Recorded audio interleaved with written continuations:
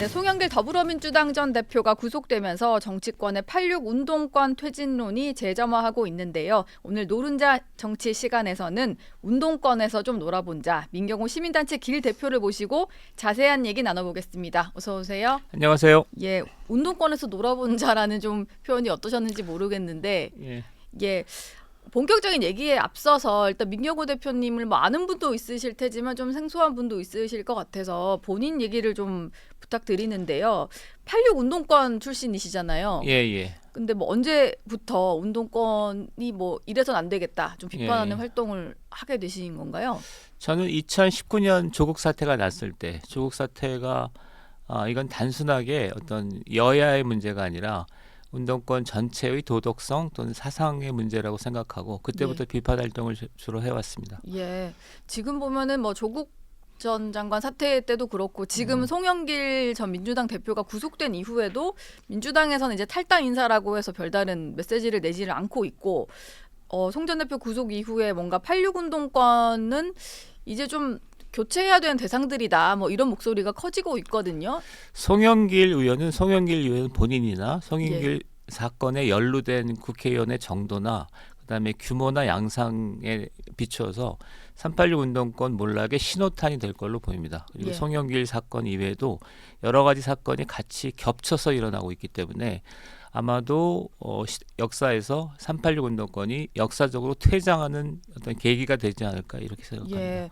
근데 지금 뭐 86 운동권 퇴진하라는 얘기가 뭐 이번 총선 앞두고만 나온 것도 아니고 그동안 계속 뭐 꾸준히 나왔던 것 같은데 그럼에도 불구하고 실제로 세대 교체는 안 이루어진 거잖아요. 이번에는 가능한 걸까요? 두 가지가 겹쳐 있는 것 같은데 하나는 386 운동권의 폐해들이 전방위적으로 확산되면서 386 운동권을 청산해야 된다는 목소리가 예전에 비해서 훨씬 강도 높고 폭넓게 진행되는 점이 있고 두 번째는 386 운동권을 세대 교체한다면 가령 청년들이 나서서 교체한다거나 그런 게 있어야 되는데 청년 정치는 좀 실패했지만 이번에 새로운 주자는 아마 한동훈 장관이 새로운 세대를 대표하면서 386 청산 운동을 주도하게 되지 않을까 이렇게 생각합니다. 한동훈 장관이요. 그렇게 좀 보시는 이유가 있을까요? 뭐 중간에 끼어 있는 70년대생이기 때문인 걸까요? 그러니까 운동권이라는 건 70년대, 80년대에 있었던 현상입니다. 근데 90년대 초반이 되면서 한국은 기본적으로 민주화가 됐기 때문에 민주화 운동 자체가 필요 없었던 건데 근데 386 운동권이 뒤늦게 이념 정치를 표방하면서 정치의 대세를 차지했는데 사실 그때만 해도 운동권이 이제 필요 없었으니까 사회의 주류는 이제 90년대 초반에 검사, 의사 같이 정상적인 공부를 해서 제도권에 진출해서 한국 사회를 발전시키는 이 흐름이 주류였거든요. 근데 이 뒤늦게 주류가 부상한다고 봐야 되겠죠. 이제 뒤늦게 부상하는 것이다. 근데 뭐 임종석 전 대통령 비서실장 같은 경우에는 대표적인 이제 운동권 인사인데 86 운동권을 퇴출 대상으로 모는 것은 지금 이 시점에서 정치적 공격을 하는 거다 이렇게 얘기를 했거든요. 이 주장에 대해서는 좀 어떻게 반론을 하실까요? 임종석 의원이 차지하는 어떤 지위에 맞게 조금 더 품격 있고 또는 시대를 통찰하는 발언을 해야 된다고 생각해요. 너무 가볍게 현재 386 청산 움직임을 폄하하고 있다고 생각합니다. 뭐 별로 논할 가치가 별로 없어 보입니다. 논할 가치가 없다. 근데 뭐 이런 비유를 했더라고요. 이제 운동권에 대해서 지금 뭔가 상당히 이제 낡은 그 시대 정신에 머물러 있다 뭐 이런 얘기들을 많이 하는데 오히려 임 전 실장은 뭐 하나회라든지 윤석열 사단처럼 한번 해먹자 이렇게 활동했던 적은 없다 이러면서 운동권을 또 옹호하는 발언을 했거든요. 하나회나 윤석열 사단과 비교했을 때 좀 우위에 있다 뭐 이런 주장인데요. 그게 우위에 있다는 게 좀 어이없는 주장이죠. 그러니까 하나회는 그 시대의 부정비리 막판에 부정비리를 대표하는 집단이었고 하나회가 청산된 거는 뭐 굉장히 오래전이고 그다음에 93년도가 되면 다 청산이 되거든요. 따라서 하나회를 빗대는 것은 역사를 너무나 거꾸로 돌리는 행위이고 지금은 운동권 청산 문제가 시대적 과제로 나서니까 하나회와 비교하기보다는 지금 386이 어떠한가를 얘기해야 되는 거죠. 그런 면에서 임종석 의원의 발언은 뭐 적절하지 않은 걸로 보입니다. 논할 가치가 없다. 근데 새 시대에 문을 열어주는 역할을 할 수 있다는 게 또 그 지금 운동권 정치인들의 주장이거든요. 이런 역할을 할 수 있는 여지는 전혀 없는 걸까요? 그런 역할을 했어야 된다고 봅니다. 진작했어야 저는, 했다. 예. 개인적으로는 2009년 노무현 대통령이 사망했을 때 그 전에 뭐 패종론 이런 게 있었거든요. 친노 패종론 같은 게 있었기 때문에 예. 그때 상황을 수습했다면 386이 이렇게 불명예 퇴진하는 일은 없었을 거라고 생각해요. 근데 지금은 386 대부분이 이재명 체제에 굴복하는 모습을 보이잖아요. 굴종하는 모습. 네. 따라서 새 시대의 문을 연다 이런 건 현 상황에 비춰보면 가당치 않은 얘기입니다. 근데 저는 사실 뭐 그쪽 세대와는 또 거리가 있는 뭐 나이대다 보니까 사실 86 운동권 출신 정치인들이 계속해서 지금의 어떤 현 상황을 뭐 독재 정권, 뭐 예. 검찰 독재 이런 표현을 쓰잖아요. 근데 젊은 층에서는 그 말에 별로 공감하는 사람이 없을 것 같아서 예. 그들이 이제 활동했던 87년도의 민주화 운동에 대해서는 지지를 하지만 아직도 뭔가 엄청난 서울의 봄은 오지 않았다 뭐 이런 식의 주장에는 동의를 못 하겠거든요. 왜 그런 프레임을 자꾸 가져가는 건가요? 그게 두 가지가 결합되어 있는 것 같습니다. 하나는 사상적 발전을 하지 않은 거예요. 예. 그러니까 지금 검찰 독재하는 것들이 80년대 중후반 민주화 운동을 할 때 검찰 독재, 뭐 조중동, 그다음에 공안 통치했던 거를 그대로 가져온 겁니다. 그리고 그게 자신들한테 유리했기 때문에 그렇다고 저는 생각합니다. 네. 그게 어떤 시대적 상황에 대한 통찰의 결과라기보다는 그런 검찰 독재, 뭐 조중동 이런 프레임을 계속 끌고 와야 운동권 출신이었던 자신의 정치적 경제적 안위와 어떤 발전에 도움이 된다고 판단했기 때문에 인위적으로 무려 20년을 끌고 왔다고 생각합니다. 그러면은 지금도 본인들이 생각하기에도 지금 그런 상황은 아니지만 유리한 어떤 상황을 만들기 위해서 계속해서 그런 프레임을 유지를 한다 이렇게 봐야 되겠군요. 두 가지가 겹쳐 있습니다. 하나는 그러니까 사상적 발전이 좀 지체된 집단입니다. 그러니까 386은 80년대 중반에 자기가 대학생 때일 때의 생각을 그대로 상당 부분 유지하고 있는 걸로 보이기 때문에 예. 좀 표현이 어떨지 모르겠지만 정신적으로 지체된 집단이고 그다음에 그것이 자기의 처지를 유지 개선하는 데 도움이 됐기 때문에 인위적으로 그대로 그냥 방치한 측면이 있다고 봅니다. 예. 근데 그 언론에서 조금 그 해석을 해 보니까 지금 민주당 의원이 168명인데요. 이 중에 50명이 넘는 의원들이 86세대로 분류가 되더라고요. 그냥 뭐 80년대생이 아니고 더 이전 세대까지 포함하면 한 70명까지도 예. 늘어나는 상황인데 이렇게 상당히 많은 수인데 뭐 다 교체가 돼버리면 사실 민주당의 어떤 그 주요 기반 자체가 좀 흔들리는 이런 모습이거든요. 일단 숫자부터 좀 하면 제가 러프하게 계산을 해봤더니 한 예. 180명 정도로 넓게 잡으면 네. 70명 정도고요. 뭐 아마 그러니까 한국 역사 이래 이렇게까지 단일 집단이 많은 거는 찾아보기 힘든 사례입니다. 예. 그다음에 민주당이 이렇게 됐을 때 한국 정치가 공백이 있지 않은가라고 생각하는 건데 그건 그럴 수 있겠습니다. 그러니까 총선에서 만약에 민주당이 승리하면 민주당 운동권 정치인들이 한국 정치를 좀 극단으로 몰고 갈 거로 보입니다. 예. 그러니까 시중에서 떠도는 윤석열 탄핵처럼 그런 상황을 만들 거로 보이고 그다음에 윤석열 국힘이 승리한다면 아마 네. 운동권 정치 청산이 본격적인 일정에 오를 텐데 그렇게 되면 70명에 달하는 국회의원들이 공백이 생기는데 그거는 좀 불가피한 일일 거로 저는 생각합니다. 불가피한 일일 것이다. 지금 근데 민주당에서는 운동권 내에서도 약간의 어떤 갈등이 좀 있는 것 같다 이런 보도들이 나오는데요. 실제로 좀 운동권 내에도 세대가 좀 다르잖아요. 네. 이제 86 전대협 세대가 있다면은 90년대 학번에 뭐 70년대생이 97 한 총련이 있고 뭐 이런 상황인데 그 86 세대가 너무 오래 정치를 하다 보니까 이제 기회를 얻지 못한 97 한 총련이 이번에는 좀 우리가 해야겠다 이러면서 민주당 내에서도 약간 공천을 두고 좀 갈등을 빚는 모양새더라고요. 여기에 대해서 좀 밥그릇 싸움 시작됐다 이렇게 봐야 되는 걸까요? 저는 사실은 대표적으로 전대협 한총련 세대로 분류하는 그 경향을 반대하는 입장인데요. 예.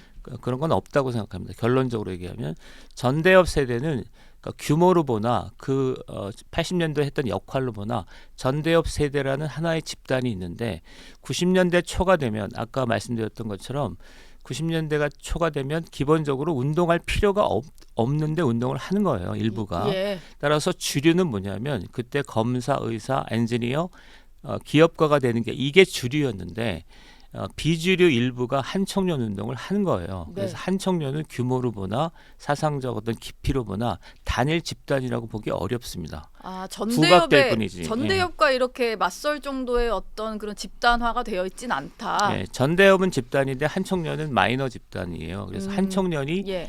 전대협을 대체한다는 건 있을 수 없습니다. 전대협이 퇴장하면 운동권 정치 전체가 퇴장하는 걸로 저는 봅니다. 아, 그리고 한총련 세대는 자기 발언권을 요구하고 있어요. 네. 한총련 세대 일부가 한총련 대망론 같은 거를 통해서 전대협이 굉장히 오랫동안 해왔으니까 이제 한총련이 대체하겠다고 하는 건데 그건 한총련이 전대협을 한다기보다는 집단으로서의 자기 정체성을 가진 못한 집단이 뒤늦게 밥그릇 싸움을 뒤늦게 자기 자리를 요구하는 거라고 생각해요. 그러니까 한총련의 이게 네. 무리한 요구라고 생각합니다. 지금 그러면은 뭔가 그 전대협이 간 자리를 우리가 좀 세대 교체를 우리가 하겠다 이런 건 좀 말도 안 되는 논리다 이렇게 볼 수 그렇습니다. 있겠네요. 예. 일단 뭐 이재명 대표 주변에는 한총련 출신 인사들이 좀 있다 보니까 이게 좀 부각이 되고 있는 것 같아요. 이제 대표님께서는 그 오히려 마이너 집단이라고 했는데 지금의 민주당 상황을 보면 그 이재명 대표 주변에 있는 인사들이 한총련 출신이 많아서 오히려 주류로 좀 보이는 그런 경향이 있거든요. 이재명 대표 휘하의 한총련 출신들은 어떤 의미 있는 정치 집단으로 있기보다는 예. 이재명 대표가 한총련 세대 일부를 친위대로 이렇게 끌어들인 형국입니다. 따라서 이재명 대표가 그러니까 이번에도 그러니까 정의찬 사태가 났을 때 네. 한총련 세대의 꽤 유력한 정치 리더인데도 불구하고 가볍게 내치잖아요. 예. 그러니까 이재명은 한총련 세대를 자기가 거느리고 있는 여러 집단 중에 하나로 생각하지 그리고 언제든지 내칠 수 있는 집단으로 생각하지 네. 의미 있는 파트너라고 생각하지 않을 겁니다. 이번에 정의찬 특보를 좀 정리하는 과정을 네. 보면 그렇다. 조국 장관 얘기로도 좀 넘어가 보고 싶은데요.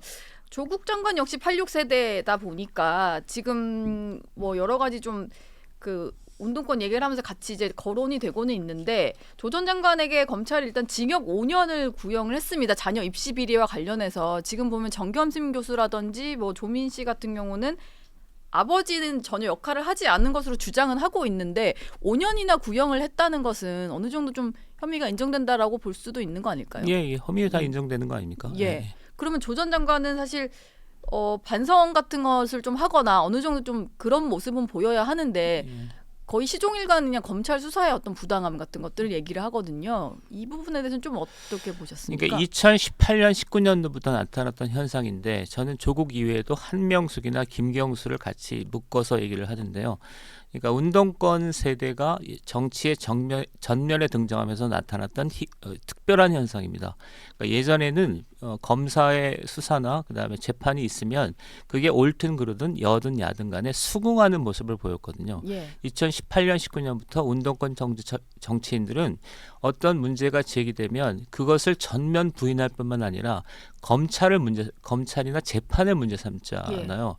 이거는 운동권의 독특한 문화, 사상을 보여주는 건데 운동권에 이런 게 있습니다. 그러니까 사실보다 진영을 앞세우는 집단입니다. 사실보다 진영이요. 그러니까 사회주의 진리관을 받아들여서 80년대 초반서부터 사실보다 진영을 앞세우기 때문에 조국 입장의 관점에서 보면 자기가 입시 부정 비리를 했던 사실보다도 저것이 검찰의 공격이다, 조중동의 공격이다, 이건 국힘에게 더 유리한 사안이다라는 것이 더 부각됐을 걸로 생각합니다. 그런 면에서 이거는 여야 이전의 문제라고 저는 생각해요. 그리고 제가 조국 사태를 계기로 반운동권, 반민주당 정치 지역 생각을 갖게 된 계기도 이건 여야 문제, 진보 보수의 문제가 아니라 사실을 인정하느냐 그렇지 않느냐의 문제이기 때문에 보다 선차적이고 이건 근본적으로 뿌리 뽑아야 된다고 생각했습니다. 조 전 장관과는 혹시 좀 개인적으로 인연이 좀 있으신가요? 그 특별한 인연은 없고요. 학교 다닐 때 좀 봤습니다. 워낙 잘생겨서 조국이 돌아다니면 조국 씨가 돌아다니면 이렇게 뭐 수근거리고 그랬습니다. 잘생겨서. 좀 시선이 가는. 뭐 대학 시절에 뭐 활동을 하면서 좀 마주치실 만한 인연은 없으셨던 거죠? 각종 심포지움 같은데 발제를 하던 모습이 지금 기억납니다. 그러니까 운동권 토론회 같은 걸 하면 발제 같은 걸 하잖아요. 그래서 발제를 몇 번 했었는데 그때 이제 발제자로서 나왔는데 내용은 별로 기억이 안 나고 예. 잘생겼으니까 얼굴이 잘생겼다 기억이 나는. 이런 생각을 했죠. 지금은 조국 전 장관은 대학 시절의 조 전 장관과 좀 바뀌었다, 변했다라고 볼 수 있나요? 제가 볼 때 하는 행보를 보면 바뀐 건 없는 것 같습니다. 그러니까 예. 조국 씨에 대한 대표적인 오해는 운동권이라는 건데 운동권 아닙니다. 그러니까 운동권이 아예 아닙니다. 네. 그러니까 뭐냐면은 운동권이라는 건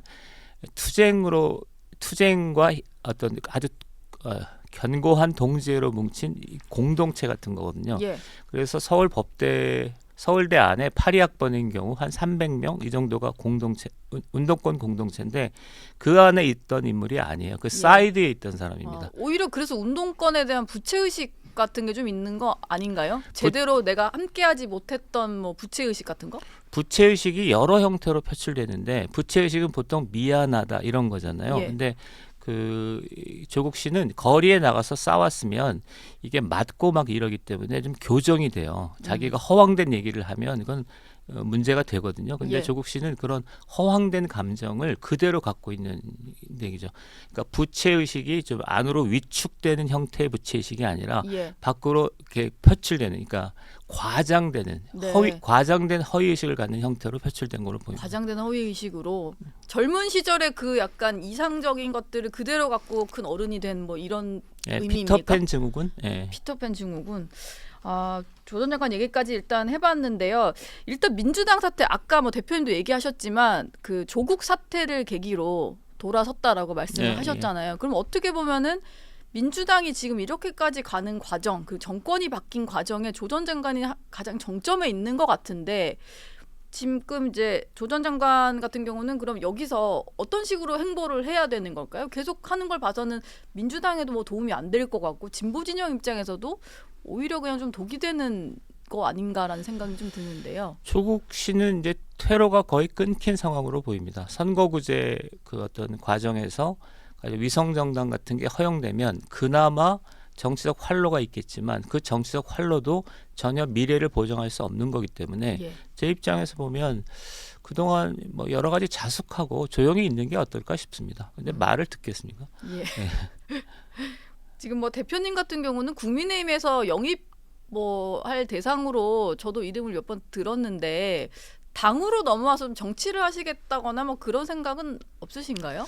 정치는 포괄적인 의미의 정치는 한 40년간 해온 거고요. 예. 좁은 의미의 정치는 아직은 뭐라고 하기 어렵습니다.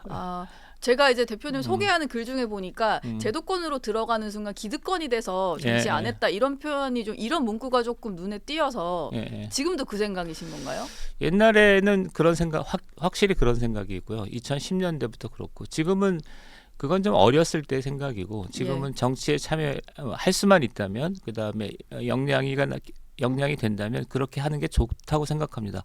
그리고 청년들한테도 그렇게 권하고요. 예. 예. 지금 한동훈 장관이 사실 비대위원장으로 거의 사실상 추대되는 분위기입니다. 이제 시점만 남은 것 같아요. 근데 아까 얘기를 하셨던 게 한동훈 장관의 어떤 역할이 있을 거라고 하셨는데 한 장관에 대해서 좀 그런 평가를 하시는 이유는 뭐가 있을까요? 저는 한동훈의 개인 캐릭터보다 집단을 주목하거든요. 그러니까 예. 모든 인간은 집단을 상징적으로 표현하잖아요. 근데 청년 정치가 조금 더 활성화되면 좋겠는데 예. 청년 정치는 약간 일시적으로 퇴조하는 분위기로 봅니다. 그러면 민주당의 운동권 이념 정치와 맞설 수 있는 대상이 누굴 거냐에서 지금 국힘에는 60, 70대 영남권이 많잖아요. 네. 근데 60, 70대 영남권이 전면에 서게 되면 뭐 민주당보다 나을 게 별로 없는 제가 볼 때는 그렇죠. 그렇게 되기 저쪽은 때문에 뭐 86 운동권 청산 얘기가 나오는데 여기 또 뭐 올드한 이미지들이 나오게 되는 거니까. 그렇게 본다면 90년대 초반 한국의 자본주의 경제가 본격적으로 발전할 때 체계적으로 공부를 했던 전문가 엘리트 보수층이 남는 집단이죠. 그리고 예. 한동훈은 73년생이고 검사의 길을 걸었고 나름 엘리트면서도 따뜻한 어떤 이미지를 정중하고 따뜻한 이미지를 갖고 있기 때문에 예. 한동훈 개인보다 한동훈이 체현하고 있는 그 집단 시대적인 어떤 체질 이런 게 세대 교체의 의미를 갖고 있다고 생각해요. 그래서 예. 한동훈을 적극 지지하는 편이죠. 아, 그럼 한동훈 장관의 어떤 정치 입문을 계기로 그런 비슷한 뭐 4, 50대 엘리트층, 엘리트 보수층 이런 사람들이 정치 좀 진입하는 게 좀 시작이 된다 이렇게 봐도 될까요? 저는 이번 수도권 공천, 혁신 공천을 통해서 그런 기조의 어떤 공천을 세대 교체를 해야 된다고 생각합니다. 예. 한 장관에 대해서 좀 긍정적인 평가를 해주셨는데 그러면은 지금 사실 뭐 민주당 얘기를 저희가 앞서서 쭉 했습니다만 뭐 민주당 내에 있는 86 운동권 못지않게 지금 국민의힘도 사실 국민적으로는 실망을 안기는 정당인 건 사실이잖아요. 네. 그럼 총선에서 한동훈 간판으로 했을 때 좀 뭐 약간 희망적인 결과를 기대할 수 있을 건지 이거에 대해서는 또 약간 반신반의하는 것 같거든요. 대표님이 좀 전망하신다면 어떻습니까? 총선 전망은 제가 한 보름 전에 예. 국힘이 박빙 우세로 끝날 거다라고 전망한 적이 있거든요. 박빙 우세요. 예, 예. 네. 대표적인 거는 약간 일단 제3지대는 쪼그라드는 분위기잖아요. 예. 그러면 양당 정치가 강화되는데 양당 모두 어떤 적극적으로 외연을 확장하는 형태의 어떤 구도보다는 좀 쪼그라드는 형태로 될 거라고 생각합니다. 예. 특히 이제 여당은 국힘은 윤석열 대통령이 어떤 리더십을 갖는 가운데 35%에 머물러 있잖아요. 근데 이거를 이제 중도 확장, 외연을 확장해야 되는데 그게 잘 안 되는 형국이죠, 지금. 예. 반면에 이재명 민주당 체제는 이재명 대표의 사법 리스크가 심화되면서 이재명을 아주 강하게 지지하는 계층은 25% 정도로 저는 보는데 예. 이재명 25%가 확장되기 쉽지 않을 거라고 봅니다. 그러면 네. 민주당은 분당이랄지 그다음에 중도 확장의 외연 확장의 어려움을 겪으면서 25% 플러스 알파로 될 보이기 때문에 예. 양 진영이 고착되는 가운데 서로 이제 쪼그라들고 한 35% 플러스 알파, 25% 플러스 알파니까 국힘이 박빙 우세하지 않을까 생각하고요. 세 번째는 한동훈 장관이 나오면서 약간 구도가 바뀌었죠. 예. 한동훈 장관은 아까 외연이 확장되기 어렵다라고 봤는데 네. 그 한동훈 장관은 국힘이 포괄하기 어려웠던 집단을 지금 끌어들이고 있거든요. 그게 뭐 구체적으로 어떤 집단인가요? 여성, 청년 이런 쪽이 지금의 국힘이었다면 국힘을 지지하지 않을 텐데 예. 한동훈 장관이 전면에 서면 지지할 가능성이 크죠.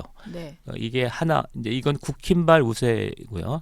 그다음에 민주당에서는 제가 생각할 때는 이재명 당대표의 사법 리스크가 부각되면 외연 내부에서 분열이 일어날 가능성이 컸다고 봤는데 최근 이낙연 사태가 약간 찻잔속의 태풍으로 가면서 내부 단속에 성공하는 분위기입니다. 예. 그렇게 보면 국힘이 박빙 우세하되 한동훈 변수와 민주당의 사법 리스크가 분당으로까지 확산되는 이것이 경합을 하면서 그럼에도 한동훈 현상이 상황을 주도하게 될 거다 이렇게 봅니다. 앞으로 지금 사실 정치권은 그런 분위기인 것 같습니다. 한동훈 이슈가 계속 좀 주도를 하고 있는데 한 장관에게 좀 가장 넘어야 할 큰 산 만약에 비대위원장을 받는다면 그게 약간 당청 관계에 있어서의 어떤 관계 설정일 거란 얘기들을 많이 하잖아요. 그러면서 일단 다음 주에 김건희 특검법을 민주당에서는 가장 큰 여론전 소재로 쓸 것이기 때문에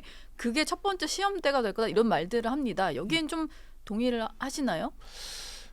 지금 가장 우려할 만한 거는 운동권 이슈와 결합을 해서 얘기를 한다면 예. 수도권 4, 50대가 그러니까 검찰 독재 같이 과거 프레임 그러니까 서울의 봄도 과거 프레임이잖아요. 예. 하나회가 언제적 일인데 예. 그다음에 검찰 독재하는 프레임을 지금도 유지하면서 너무 선거를 올드하게 몰아가고 있다고 생각해요. 예. 근데 그것이 조금씩 시간이 지나면서 축소되기보다는 조금씩 커지는 분위기예요. 이게 수도권 심판론의 한 배경이라고 저는 생각합니다. 네. 그런 면에서 이 두 가지가 경합하겠죠.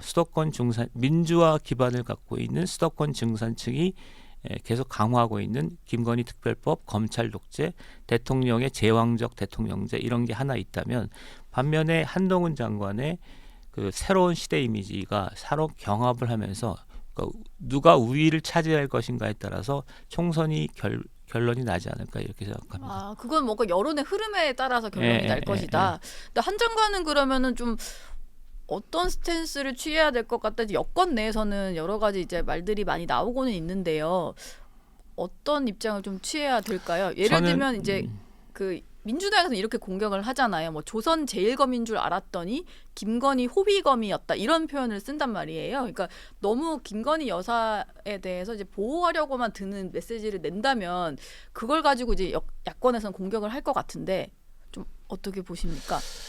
솔직히 얘기하면 그건 민주당의 프레임이라고 생각합니다. 그러니까 민주당의 프레임에 말리는 것은 그러니까 김건희 특별법을 받아도 그렇고 안 받아도 그렇고 민주당의 공격 그리고 민주당의 배후에 있는 민주화운동 기반의 수도권 40~50대는 그러니까 계속 갈 겁니다. 뭘 해도 김건희 공격을, 특별법이 있으면 그 다음 얘기가 나오고 그 다음 얘기가 나오고 심지어 서울의 봄처럼 몇십 년 전 거를 끌어당겨서 하는 거기 때문에 프레임을 한동훈이 유리한 전선에서 싸우는 게 좋겠다. 그 유리한 전선은 뭐냐면 중도층 여성 20, 30대를 20, 30대의 희망을 줘서 그 사람들이 대변하는 미래 가치를 통해서 한동훈의 파이를 키우는 게 좋겠다라고 저는 생각합니다. 이게 예를 들어서 지금 20대 20% 정도인데 이게 30%까지 올라서면 아마 그 야권의 공격이 잘 안 먹힐 거라고 생각해요. 그러니까 김건희 특별법으로 막아서는 대책이 없다. 이건 끝까지 갈 거다 이렇게 생각하고 이것을 보완하기 위해서는 새로운 지지 기반을 확충해서 여기서 어떤 방어막을 치는 게 훨씬 효과적일 거다. 이거를 맞서려고 같이 방어를 하다 보면 그 프레임에 말리는 거니까 그게 아니라 다른 것들로 이제 한동훈 이슈를 계속 만드는 것이 중요하다. 아까 이제 한동훈 장관이 국민의힘을 지지하지 않는 층의 어떤 이제 관심을 좀 끌어왔다라고 하셨는데 사실 비슷하게 그러다 보니까 거론이 되는 게 국민의힘을 지지하지 않던 청년층을 끌어온 게 또 이준석 전 대표가 있거든요. 근데 지금 사실 두 사람이 처한 상황이 상당히 좀 비교가 되다 보니까 좀 이준석 전 대표는 좀 쪼그라드는 방향으로 가는 게 아닌가 이런 얘기가 나오는데 한동훈과 이준석의 어떤 가장 큰 차이 이건 어디서 오는 걸까요? 이준석과 한동훈의 개인 캐릭터, 개인 역량 차이가 워낙 큰 걸로 보입니다.